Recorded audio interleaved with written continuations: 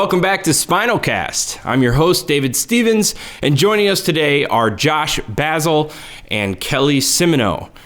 Josh is the founder of SPINALpedia and also a trial attorney for Jack H. Olander Associates in Washington, D.C., and Kelley is the Director of Law and Advocacy for SPINALpedia, as well as being the owner and founder of the Spinal Cord Injury Law Firm.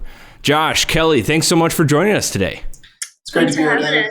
So, given the two of you in your professional background and expertise, I think, our target for today's episode is not only to learn a little bit more about each of you, but then kind of dive into the financial implications of sustaining a spinal cord injury and then the legal challenges that kind of come along with that. And if that sounds all right to you guys, I think we'll just jump into questions. Is that fair? Sounds fair. Sounds fun. Let's get to it. Awesome. So I believe I know that both of you have sustained spinal cord injuries yourselves. And I imagine that, kind of puts you in a unique position to advocate for others who have experienced their own injuries. But if you were open to it, I would, I'd love to hear each of your injury stories just quickly. And then perhaps how your own personal experiences kind of helped filter your work that you do today. Kelley, you want to kick it off? Yeah. So thanks for having us here today. It's not often that I was able to meet Josh because he and I, both being trial lawyers on wheels, you don't let those kind of people passing you by get away from you. So, yeah. My spinal cord injury story was from when I was 16. I was in a car wreck, and I was in the back middle seat of an older vehicle that only had a lap belt. So when the car crashed, even though I was restrained wearing my seatbelt, it caused me to become a paraplegic. And really that started my journey of becoming a lawyer. I saw that there was clearly something missing in the car I was in. There was other seatbelts that had the 3-point restraint. And why was it that there was a car allowed to make a design that only had the lap belt? Yeah. And that led me to thinking about how oftentimes companies should do the right thing, but sometimes they don't. And how do you change things for the better? And so when it came along to going to college and then law school, I knew that I wanted to, help, affect change. So my focus in law is primarily doing product liability and representing people after spinal cord injuries, because of the lived experience I had when I was 16. That's a great story. And that, sad that you had to experience that injury, but I love the way you were able to spin that into not only a career, but a goal for yourself to kind of achieve. Yeah. Well, Josh, let's jump into your story real quick. Just like Kelley, I lived a very, very active life. As a teenager, I loved sports, loved school, loved life. And at the age of 18, I was on a family vacation at the beach, turned my back to the ocean and waist-high water, and a wave picked me up and dropped me on my head. Oh. And that day, I shattered my neck, became paralyzed below my shoulders, woke up in the critical unit with a ventilator in my neck, wasn't able to speak because the tube was having me be able to breathe. Yeah. And I remember in those early days, only being able to communicate by blinking, once for yes and twice for no. And when I eventually did regain my voice, that's kind of, I became an advocate for life. And it's been a journey of a lot of schooling, a lot of education. Next thing I know, I graduated magna cum laude from law school without ever flipping a page with my fingers. Being paralyzed below my shoulders, and became a trial attorney, fighting for families that have been catastrophically injured by someone else's negligence. And it's been a really meaningful career choice to be able to be on that side and to be with families, because a lot of times litigation can take 2 to 5 years to to litigate a case. Yeah. And to be on their side and help them navigate it. And we'll talk more about kind of all those other elements of life after an injury and the costs and financial planning and access to benefits. But so that was one side of my journey. But the other, about 10 months after my injury, I wanted to simplify the transition to life with paralysis for other families. I felt like I had to relearn it all from scratch. And I was like, I think it can be done better. So I created Determined to Heal Foundation, which is my nonprofit, which then 2 years later created SPINALpedia.com, which now has over 32,000 videos broken down by physical functionality, allowing you to find a mentor to show you what's possible within your world. And the big idea behind SPINALpedia is making sure that 24/7 people have mentors no matter where they are, as long as they have an internet signal. They can connect, they can be a part of a community. Yeah. They can grow to be part of it, and kind of together we're stronger. But that's a little bit about me. Awesome. Well, and I think, I love the idea behind SPINALpedia, because I think, no matter what discipline you're interested in or, specific topic, there seems to be these public groups that you can, really dive into. And I hate to say it, but I think a lot of people who are experiencing, a injury or some happenstance, it's not always easy to find that group, let alone having that group be as effective and as broad as what you're able to provide. And so that's really exciting. So you kind of mentioned it a little bit in that response, Josh, but can we dive a little more into the costs that get associated following someone's injury? I don't want to say how much does it cost to have a spinal cord injury, because it's unfathomable how much it costs just socially and personally and all that, but more financially, where do costs kind of break down? So I have an easy answer to it. It costs a lot. And the fact is a spinal cord injury is the most expensive injury really anyone can ask for or anyone can have. Just for myself, the first 3 months of being in the critical unit and to an inpatient hospital, the bill came back $990,000. Wow. And that was back in 2004 dollars. So it's become even more expensive now, cost of healthcare. But having a high level spinal cord injury, the costs are not just during those initial days. While you're in a hospital setting, the costs continue when you come home. A high level quadriplegic like myself can cost anywhere from $100,000 to $300,000 a year in caregiving expenses, depending on the state that you live in.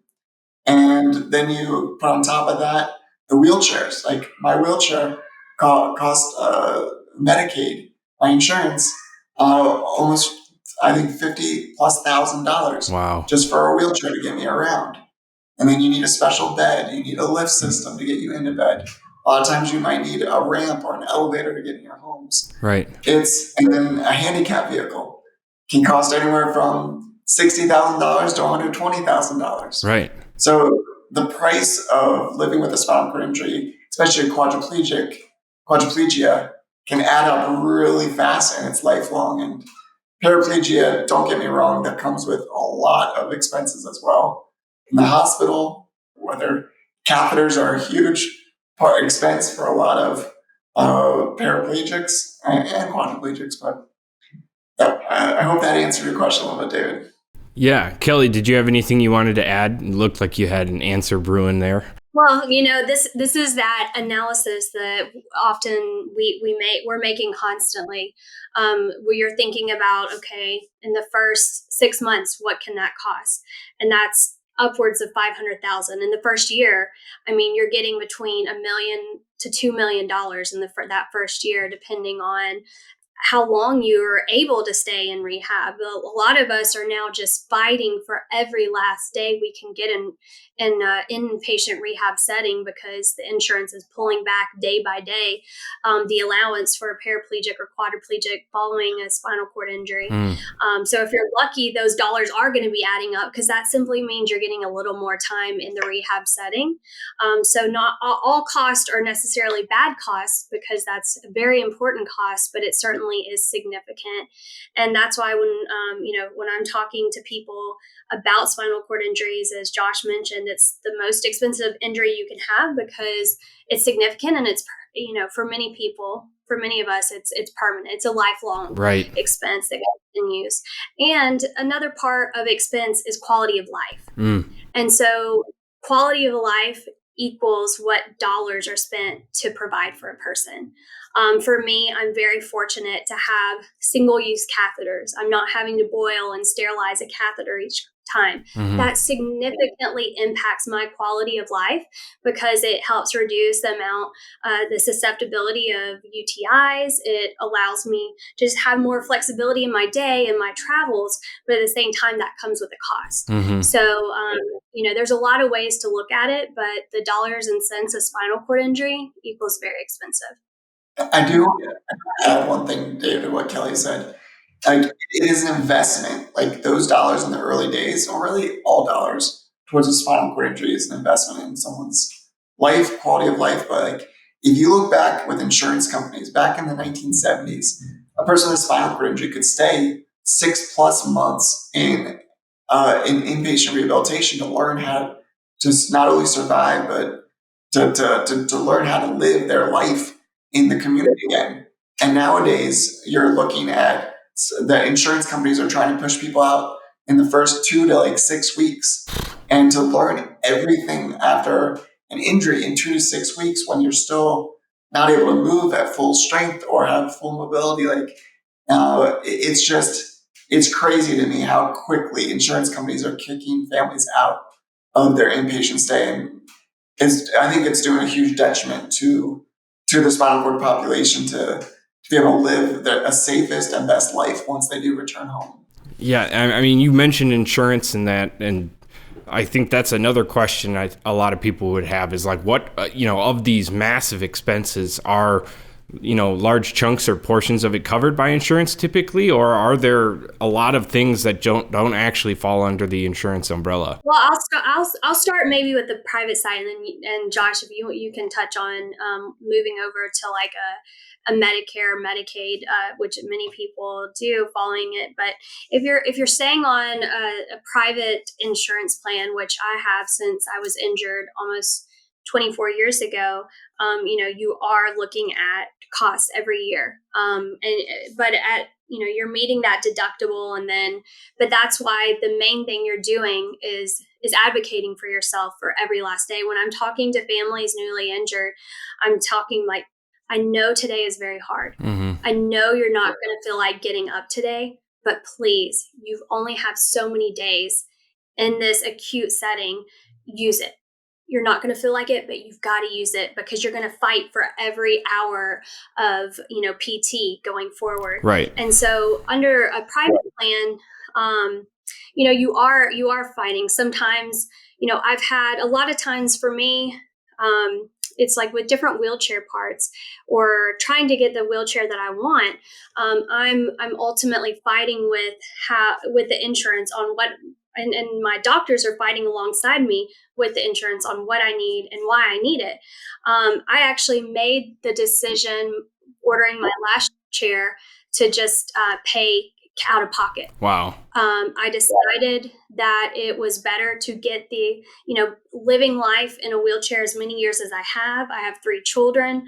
I own my own business. I'm running around all over the place. Like, my number one priority right now is staying healthy and staying active.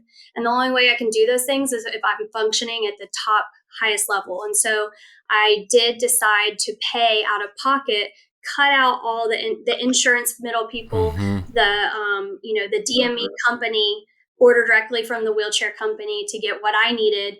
And it comes with benefits. Certainly it comes with a cost, but it was a decision that I had to make at this point in my life, just to keep going. Yeah.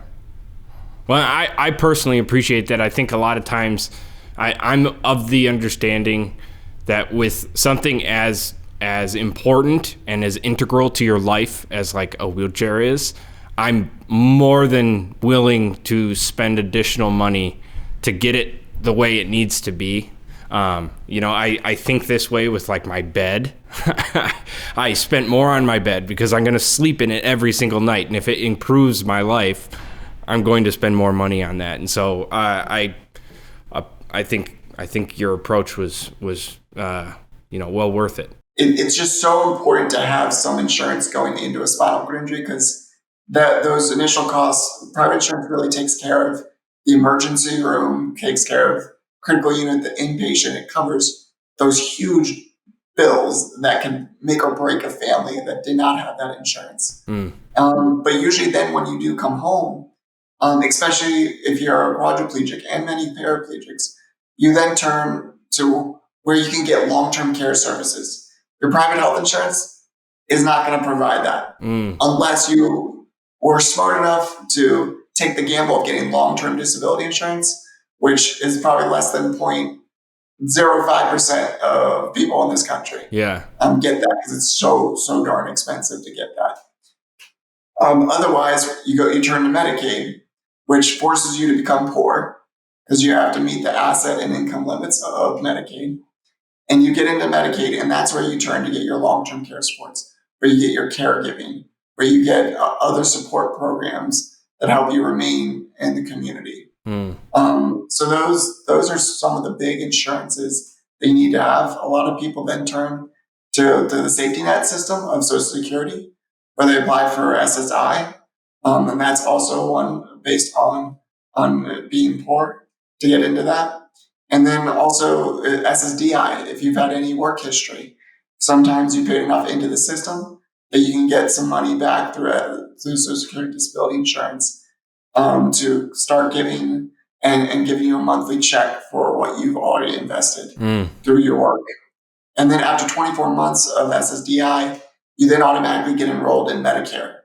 And both Medicaid and Medicare becomes a great wraparound insurance.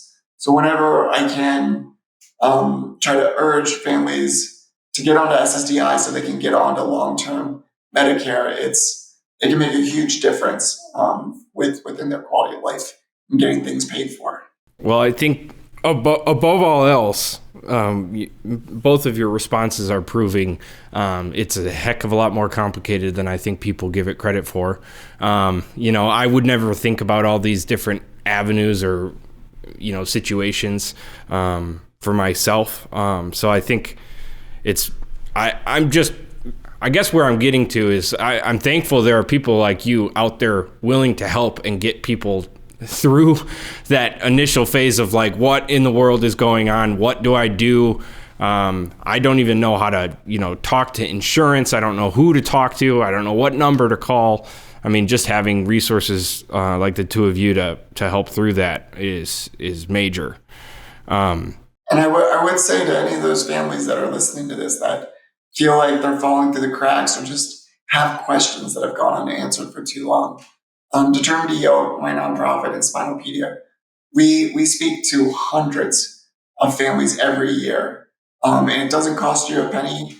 We have the ability to do signups, to look into the calendar, to match up times, to find a time to speak.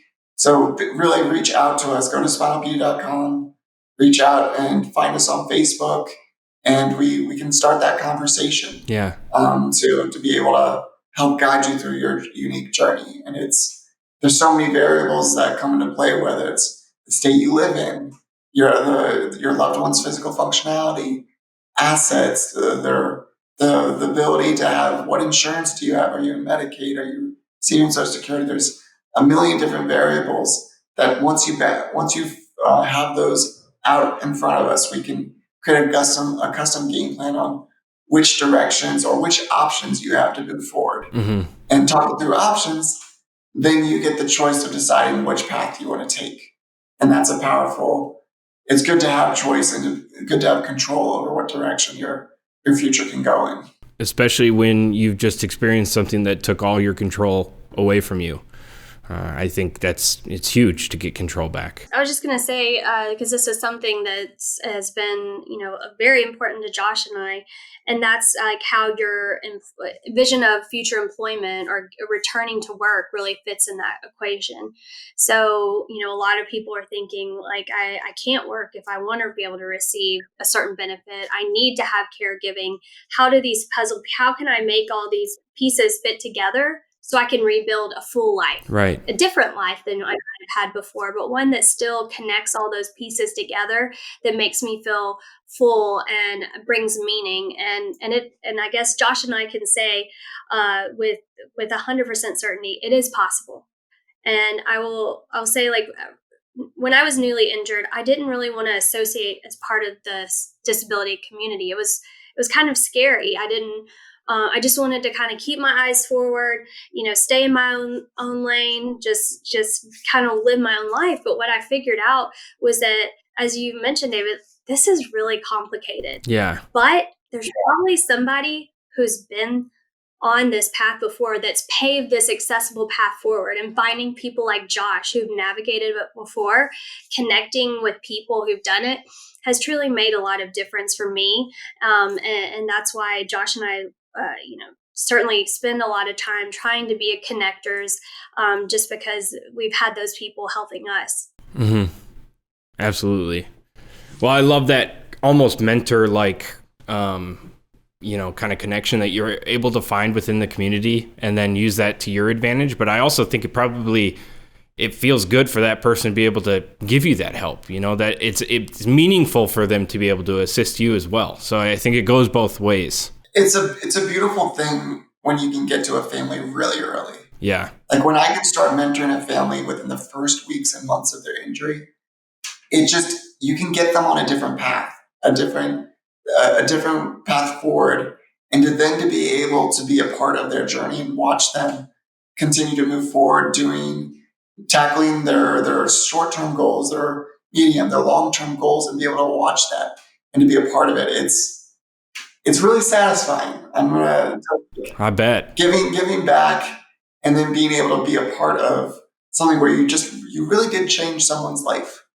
It's a beautiful thing, and for me personally, it's addicting. I love nonprofit work, and I also see within Kelley, when Kelley gets to families early, because when it comes to pursuing litigation, there's statute of limitations, which meaning like if you don't bring your lawsuit in a certain amount of time, you're going to lose out on your ability to hold that person that was negligent against you, to hold them accountable for what they did or what they did not do. And to be able to watch Kelley get to families early on in their journey and take care of them and to make sure that they don't fall through the cracks, they have representation, they have someone that gets it, that can build out a life care plan because they know what the cost associated. Right. It's really amazing to be, whether you're in the nonprofit world or in the litigation world, to get to families early. You can change lives, and it's meaningful. So Kelley, that kind of leads me to my next question about legal claims and how do you even go about proceeding with those? And, if someone was injured, and, Josh mentioned, statute of limitations and when it has to be done, and there's times that are, important. Where does someone go after an injury, and how does that all work? Well, the number one thing a family needs to be focused on following a spinal cord injury, and the injured person themselves, needs to be getting that person healthy, getting them stabilized, getting their rehabilitation. Mm-hmm. But the reality of life is that there's all these other things floating around, and we don't know what we don't know until we explore it. And what I mean by that is maybe there could be some underlying claim, and through the legal system, that a person needs to explore. That could be, if they were injured on the job, certainly that could be pursuing their workers' compensation. So those medical bills would be paid for. Mm-hmm. If anytime someone's in a vehicle, I'm saying, how did it happen? Did your seatbelt disengage? Or did you flip over? What was the mechanism of that car wreck? Okay, you had a surgery and it went, you came out paralyzed. Let's what led to that? There's so many questions floating around, and the main thing is to preserve all that you can. Certainly don't get rid of a vehicle. Make sure that things are getting, you're documenting things in the medical records. You're letting doctors know any information. Preserve anything you can. Think about what's happening in that time and write it down, because it's a very fuzzy period of time. And then, connect with people who can take over that burden from you, so you can return back to your focus of your rehabilitation, and let people investigate. They may be going to crash sites. They may be pulling records. They may be interviewing witnesses. Those early days are critical in so many ways. But it's connecting with good people who know what they're doing, so that they can start doing that work, and you can return the focus to the person who's injured. Right. Because oftentimes there may be a legal component connected to an injury, and you want to explore all options. Even if you've never been a person who's even known a lawyer in your life. Well, again, in this situation, having some kind of monetary structure in place equals quality of life. And that's what, I'm talking to families about who are hesitant to go that path. Is just, well, let's look at what we need, not for today, but for long-term care, long-term outcomes of improvement. And turning it over to, people with legal expertise that can really dive in and look at it. Yeah, absolutely. So, as we kind of talk about all these different ways of support, and, people who can, find assistance in all these different avenues, one of the things that kind of pops into my mind is something like a GoFundMe, or giving money to a fundraising campaign to help kind of cover costs and things. And I know when we kind of had a discussion earlier when I first met you, there were some shocking things that you said about those types of situations, and how you have to be a little bit more careful than other people might think. And I wanted to give you an opportunity to kind of elaborate on that and kind of fill in our audience. You have to be very careful when it comes to dollars. Any dollars that are raised for your benefit, that end up coming into your bank account, that are gifted to you, you name it.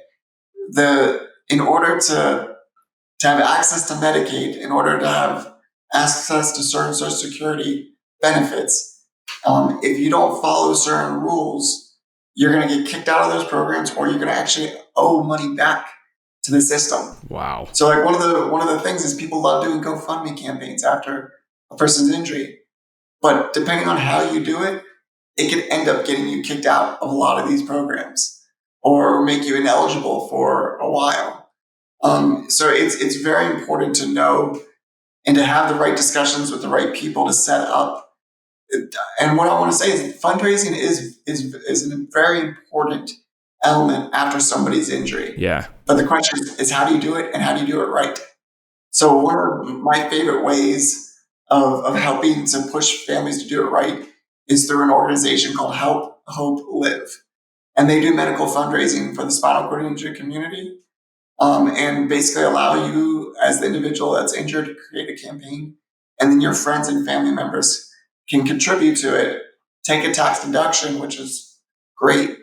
And then those dollars can then come back to take care of all and many, many different types of medical expenses and beyond for you, which is powerful. And Kelley can probably talk a lot more about Help Hope Live and how great of an organization they are. Yeah, I can, because it's become such a special organization to me that I even became a member of their board, because I just believe in what they do, because I was seeing so often the goodwill of people there's really good people out there that want to really help, and it is amazing to see communities come together. And as Josh said, fundraising is such a critical aspect of just surviving after a catastrophic injury, but that those goodwill intentions can come back and have unintended consequences, where a person's fundraising ends up counting as income towards them, which would knock them off of Social Security or Medicaid. And there's just better ways to go about it. And again, it's finding the people who have been down that path before, who have had those successes, that can show, ways to fundraise, but in a way that's always protecting your interest in all forms. And medically fundraising, any type of fundraising, is so important during the early days, because almost everyone that has been a part of your life, that cares about you, that they want to do something to help, and they don't know what they can do. Totally. And oftentimes raising money is an easy way of having a touch point to show that you care. And especially within the first year. So I always try to push family members, if they're going to do a fundraiser, do it sooner than later, because after the first year, it's kind of sad to say, but with time, your injury, your disability, certain people kind of fall off, and you don't hear from them as much. And it's just those early days, it makes it that much more important.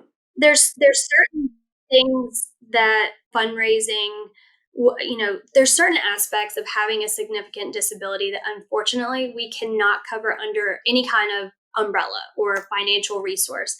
And one of the main ones ends up coming to home modifications and vehicle modifications. There just are not options through your insurance to cover that. And there's really not a lot of programs out there that are helping people modify their homes so that they can live their lives or get out in the community by driving a car. And so when you're talking about these financial pieces, those are the two that I just really grind my wheels on in my brain about, like, how can we do this better? Because there's so many limited resources. So that's why fundraising, may be a lifelong journey, because you will hopefully continue to have a need to get out in the community and drive, certainly. Yeah. And then also just being able to function and live in a home. Well, those are two very expensive portions of your life, let alone, whether insurance is covering it or not. Having, like, adding furnishings to a home, or, altering a kitchen setup or any of that stuff. Anyone who's tried to remodel knows how expensive that costs. And same with car, modifications. It's not cheap to do that. And so I think that raises another great question about, where am I able to get, the funds to take care of these things? And I think for me, it's really eye-opening to learn that, these certain fundraising platforms aren't always going to, I would hate to be part of something that ends up, disqualifying someone from something. And in reality, all I was really trying to do was give my heart in the form of, fundraising to this person. And it's scary to think that in certain circumstances, it might not always, prove to be a great situation for them in the long haul. And so do you have any tricks or ideas for people who are watching this or listening to this, who are thinking, like, now I'm terrified of using GoFundMe. I don't want to be, I don't want to perpetuate this issue for anybody. Is there a way that as a giver, I can assure that, this money is going to be helpful and not cause them additional issue down the road? Or is it really on the person, on the injured individual to have their wherewithal about how I'm going to gather this money and take it into my ownership? Well, the injured person or the injured person's family members that are setting up the campaign, if they do it right from the beginning, it really makes everything easier going forward. But I would just recommend reach out to SPINALpedia.com, do our contact us page. We'll reach back out. We'll talk through it. We can help guide you, and we can help answer those unanswered questions and make sure you get in the right direction, and you do it with confidence. And that's what I'd recommend. Go to SPINALpedia.com and we can talk through it. Every state is, depending on where you live, there's different rules for different programs. There's a lot of federal programs that makes it easier to have a conversation across the board. But there's lots of rules that govern everything that you do kind of from this moment on after an injury, which makes it complicated, but it's possible to move forward. There are lots of options. It's just a matter of figuring out how to do it and how to do it right.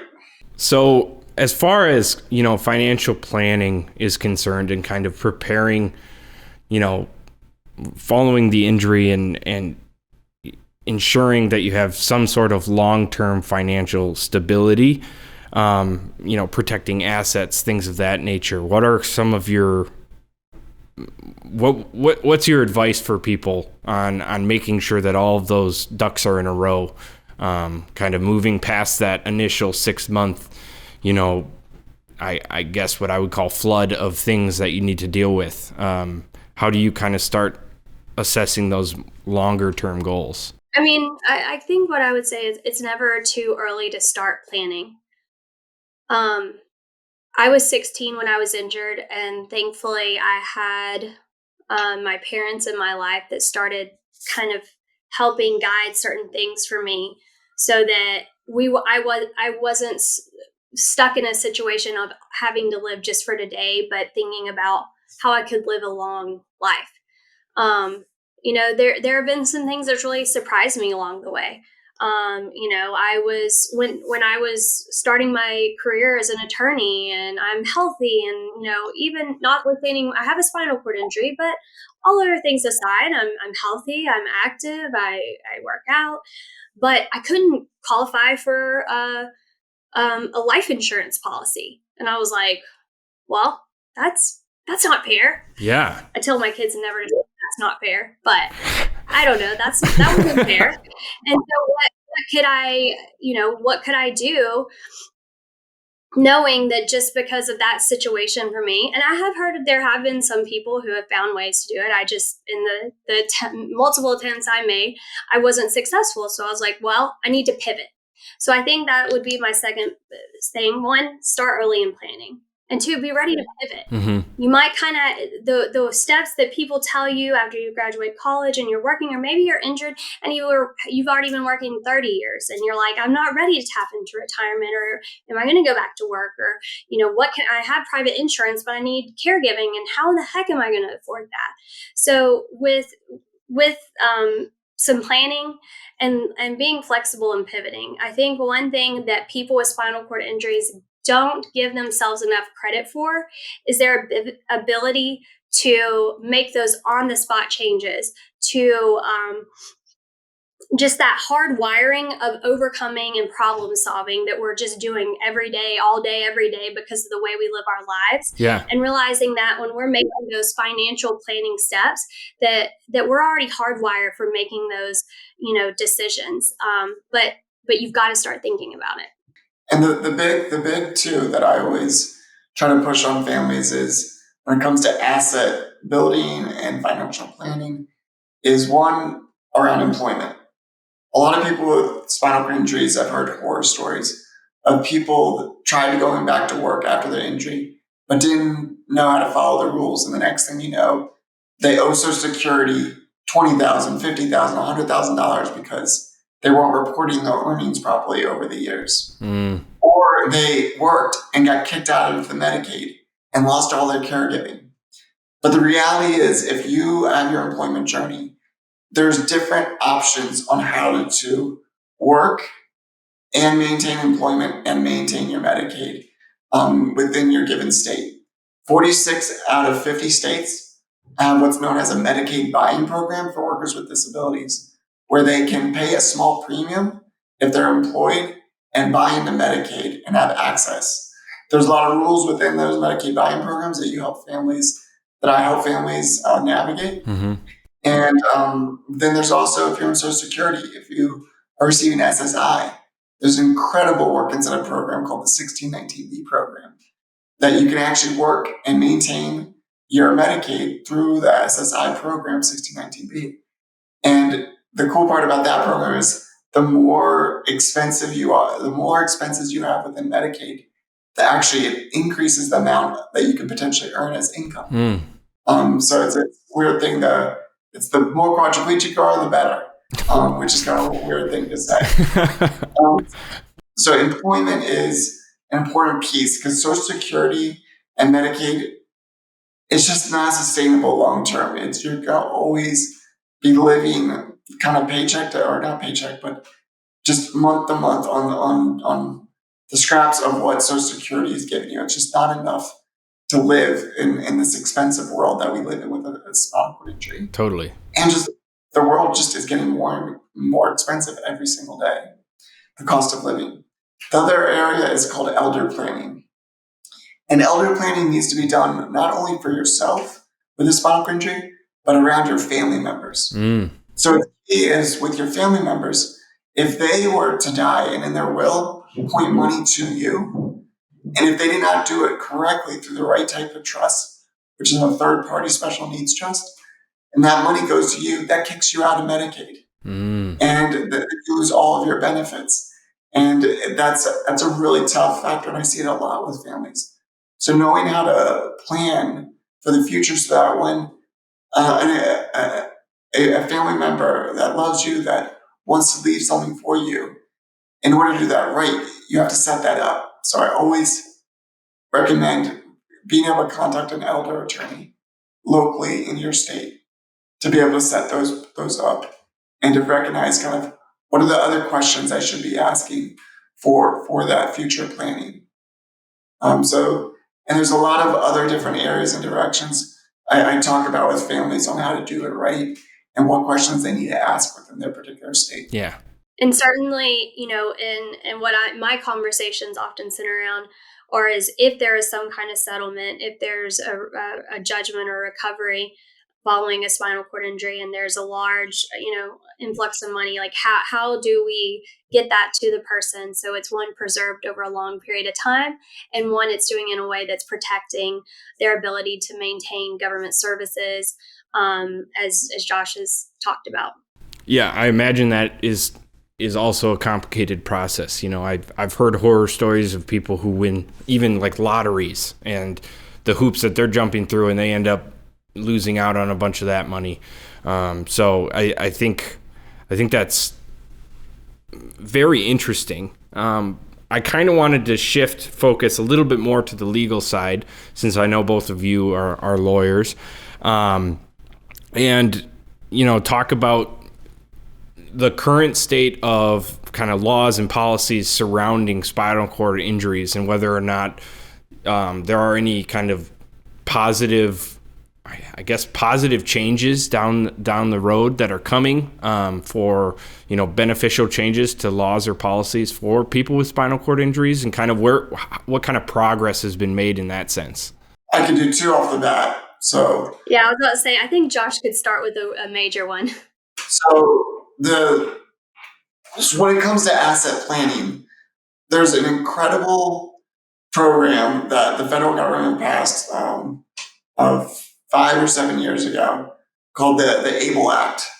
And the ABLE Act, basically what ended up happening over time was only people that had the knowledge or were wealthy enough to set up certain types of trusts were able to push money into certain accounts that wouldn't jeopardize their Medicaid eligibility. In order to create an even playing field, the ABLE Act was passed. And as long as you had a significant disability before the age of 26, you could have access to this account, and it would cost you next to nothing to start. And so basically any money you made from with Social Security, SSDI, or let's say through work, employment, you could push that money into this account, and any money that grew in that account below $100,000 in the lifetime of that account, or below $100,000 at any moment, and you can put almost $18,000 in it a year right now, and not have any of that money make it so that you got kicked out of Medicaid. Wow, which is a fantastic thing. But one of the cool things is, I think it's come 2026, I believe, the ABLE accounts are going to lift from 26 and under to 46 and under. So that's a huge factor. Yeah. I cannot tell you how many families I know that were 27 years old and couldn't have access to it. I had somebody last month that had their injury at 27 years and 1 month. Oh. I'm sorry, in 1 week. It was like a few days after their 27th birthday. And they were blocked from having this really important account called an ABLE account. Another thing I mentioned earlier was Medicaid buy-in programs for workers with disabilities. And what we're finding out, these programs basically have different limits that the state can create, whether and how much you can make from income. So in Maryland, it was 300% of the federal poverty level, or $10,000 in assets. And if you went above that, you would get kicked out of the program. After 4 years of advocating, we were able to get the governor, the previous governor and the current governor, to agree to, as of January 1, 2024, which is only 10 days ago, to lift all income limits for workers with disabilities in the state of Maryland. So now there's not a threshold on how much you can make and be able to still maintain Medicaid. That's huge. And what we're finding is there's a domino effect across the country, where we have states in Washington State, Rhode Island, Colorado. We're having all these states that are going to the legislature, passing bills and transforming the Medicaid buy-in laws so that workers with disabilities can work to their full potential, changing the law so they can work above age 65, changing the law so that they can get married and not get kicked out of these programs. So it's very exciting times. And if you want to change the Medicaid buy-in laws in your state, contact SPINALpedia.com. Also, United Spinal Association is doing incredible work around this on a national level. So it's exciting days ahead in that respect. And then there's other bills that we can always talk about when it comes to air travel and others. There's always more barriers to be broken down. And on my side, oftentimes what I'm doing is advocating to push to not get things put in place that could harm people with disabilities. So slightly like Josh and I, like, we have that synergy when he's working to like help advance. I'm making sure that certain things aren't going to be taken away from individuals with disabilities. And so, oftentimes like in what we're seeing pop up that I'm, trying to fight is in cases related to the ADA, like having a notice requirement where you're required to give a business who's already had, like decades at this point to make themselves accessible, make it so that you have to provide notice that they're inaccessible to then have them make them have to do something.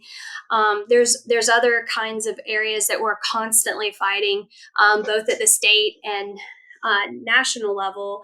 I do a lot of work trying to make sure there's no caps put in place. So where if someone's injured in a particular way, like for example, my law office is in the District of Columbia, and the legislative body of the District of Columbia right now is considering legislation that could put a cap on how much a person could get if they were injured while there was basically at a bar while there was alcohol being served. They're trying to say, okay, in this particular setting, you can only receive this much money. It's called a cap on damages. And that is happening all over the states in various scenarios. And so I'm doing a lot of work trying to make sure that there's not caps being put on damages. Well, that's huge because it's an accident whether you were influenced or not influenced. It was an accident. It's a injury. It's not. It scares me that they're trying to put controls on things like that. And so, thank goodness for the two of you and consistently pushing and fighting for the better of all of us. Because you never know who's going to be the next person in that situation who is going to benefit from all the hard work that you guys do. So I really appreciate that. I think that really pretty much covers all the topics I wanted to touch on, but I did want to open up the floor if there was anything you guys wanted to add or that you felt like we didn't touch on enough, if you wanted to, talk about anything else. Just anybody that's made it to the end today, I just want to let you know you're not alone on your journey. Like, we have an incredibly beautiful spinal cord injury community. I'm a firm believer that together we're not alone, that together we're stronger. So don't be afraid to immerse yourself and ask for help, because people want to give. Like, I know for myself, for the rest of my life, I will be a mentor for others, but I will also be a mentee because I'm always learning. Every day there's more to learn from the community, and we don't have to reinvent the wheel, and we don't have to do it alone if we're willing to invite people into our lives. So please come knocking. And, with Kelley, she's a fearless advocate for families that need help within their legal questions and legal issues. So just reach out to Kelley, contact her, go to the Spinal Cord Injury Law Firm website, check her out. And she works with attorneys in every single state across the country, and I cannot advocate enough of how luckily any client is to be a part of having her fight on your side. And just reach out to incredible organizations like Help Hope Live, United Spinal Association, you name it. There's so many incredible organizations and people and entities across the U.S. That are doing great work. And David, I can't thank you enough for having these conversations today with us. You're doing incredible work, and thank you for all that you do. Oh, thank you. I every time I do an interview like this, I'm amazed with how much I still don't know about the SCI community and what all is going on and what's involved.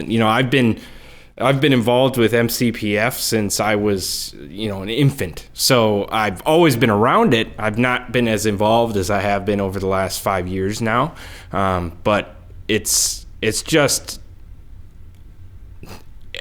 from the heart that I am so excited that, individuals like yourselves are so passionate and so committed.